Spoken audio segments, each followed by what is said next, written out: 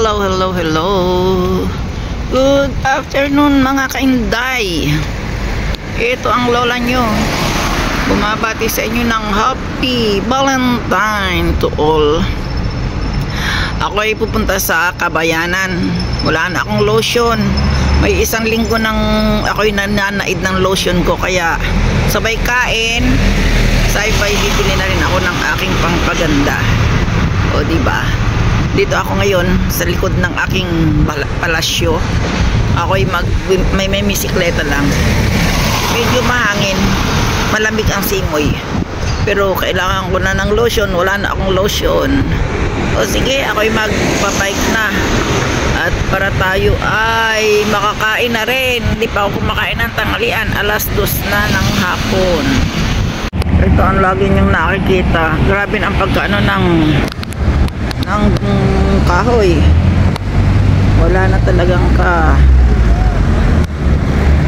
dahon-dahon. Ayan. Pero yung iba naman, ito naman kasi pine tree, panlaban to sa lamig. Yan o. Mayroong nakakimunong babae. Bata pa pero ang kanyang kimono ay pang old. Huwag nating kunan.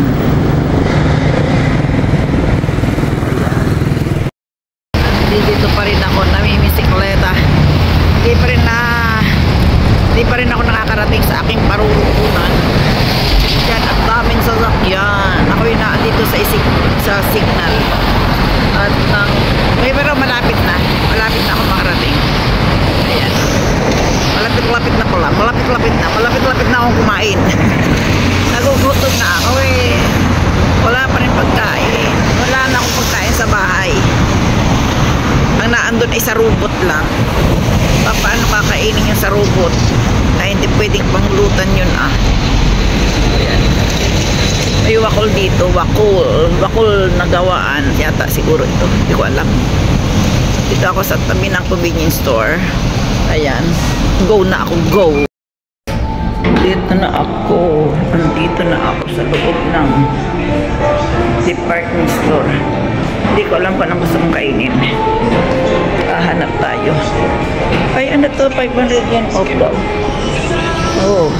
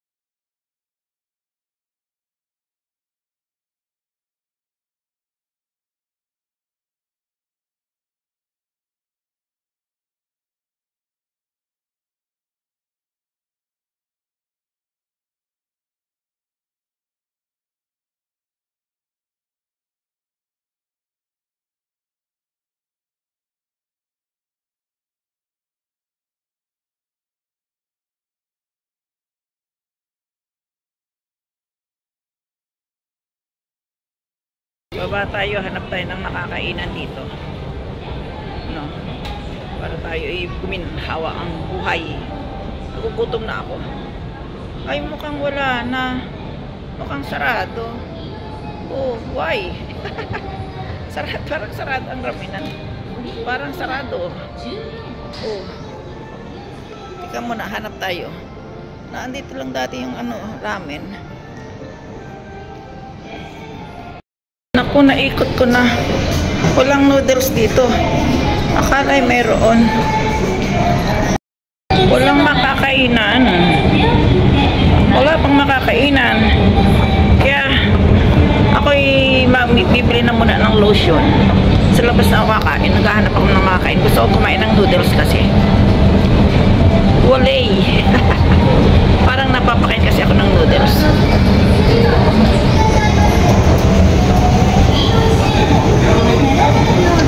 Dito tayo, maglakad-lakad. Oh, akyat tayo dito sa taas.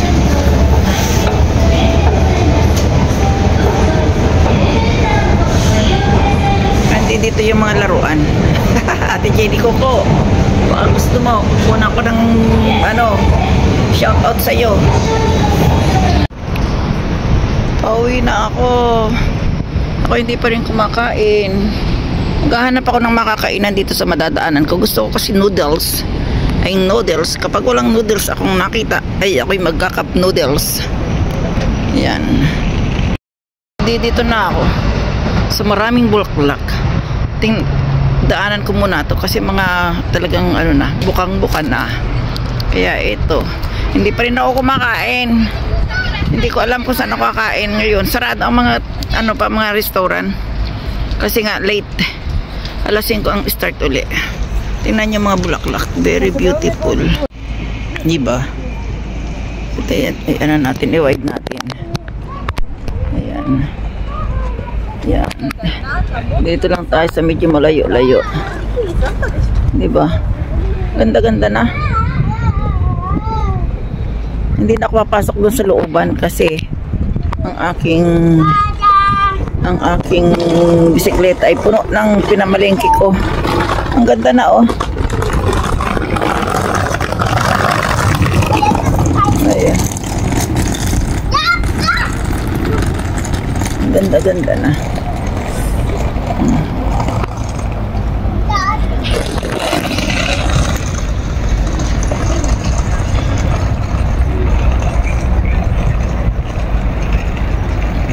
At dito naman sa may tapat ko, ayan.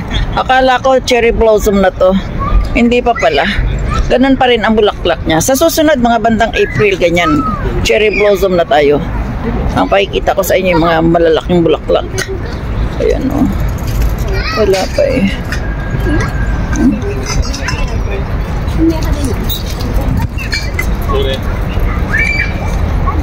Medyo malabo. Medyo malabong tingnan. Ayan. Are, masakit sa kinaangan.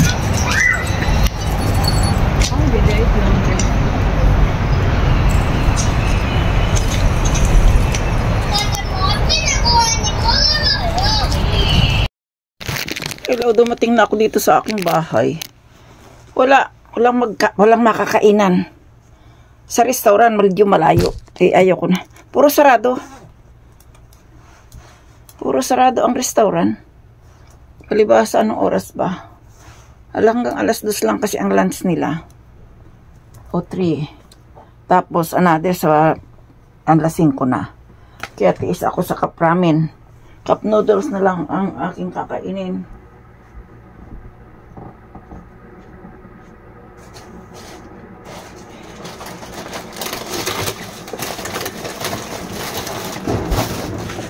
Cup noodles na lang. Cup noodles.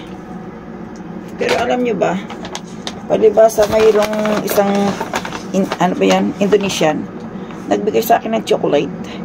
Thank you sa iyo, Ineng. Pero hindi ko alam ang pangalan niya. Kilala ko lang sa mukha. Salamat. Namaste. Namaste. Yan, noodles na lang. Grabe, walang makainan, Lagyan ko siya ng egg. Lagyan ng egg. Basagan natin ng isang egg. No? Hindi rin ako makapagluto ng udong. Kasi bakit? Punong-puno ng hugasan ng aking lababo. Kaya hindi ako makapagluto. Tinatamad pa ako maghugas. Ayan. Parang ayaw magpa-amigay ang itlog. Ayan. Isang egg. Ang mahal nitong egg na to, 65. Ang isa, kamahal. Grabe Ay magkakain-kainan nito. Dito na tayo sa ibabaw ng lamesa. Kung ang sabi ni Manoy Puerto ay hindi daw siya tatagal sa ganitong upuan. Ganito po ang upuan dito sa Japan. Walang gaanong nauupo sa table. Kasi ayan, tingnan mo. Paikot-ikot pa ako. Ayun. Wala kasi ditong table. Kasi maliliit ang balay. Ayan. Lagyan ko muna ng natataklo ba ng aking magandang mukha? Ang aking magandang mukha. Magkakap noodles tayo. Ayan. Parang ayaw magkaroon ng tubig. Panay lang ang buko. Ayoy. Ayan. Lagyan natin ito. 5 minutes. 1, 2, 3, 4, 5, 6, 7, 8, 9,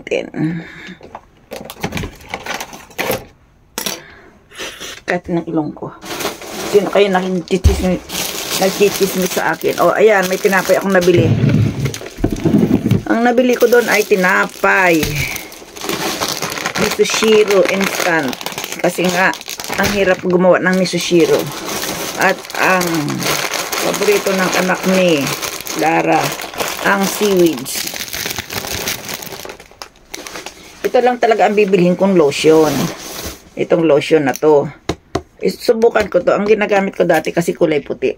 Kasi ito daw may aloe. Aloe smooth. Subukan natin yan kung maganda sa balat. Ang aloe. May tinapay pa rin akong isa. Dito itong kakainin ko. At dalo ang binili ko nito. Kasi nga, in case na ako'y nagutom, pwedeng pang alternate sa pagkain ng lola. O, gutom na ako eh. Pwede na siguro to. No? Aray. Oh. Ayaw maya. Ambot lang. Kumulo naman ng tubig eh. Kaya lang parang ayaw. Dagdagan ko ng tubig. Gusto ko, matabang lang. Yan. Gusto ko kasi nito matabang lang kasi nga maraming Ajinomoto, di ba? Pero mas matapang sa atin. Mas maraming Ajinomoto sa atin kaysa dito. Yan. Ito naman kahit medyo matigas-tigas pa pwede nang kainin kasi ito'y dumaan na sa apoy. Na na to na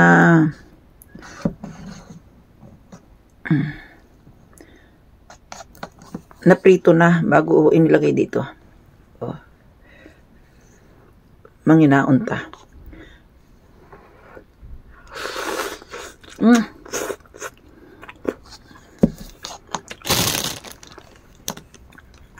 Gutom eh.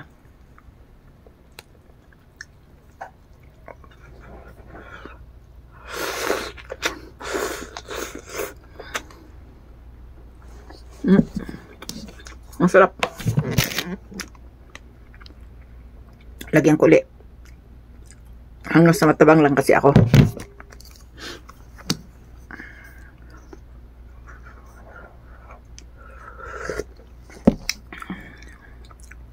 Ayun.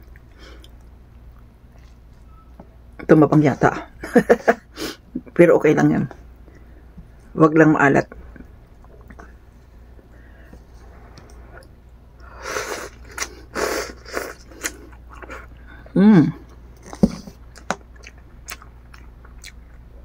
Diyan eh. Bye-bye. At ako'y kakain na ng bongga. Sayonara. Goodbye.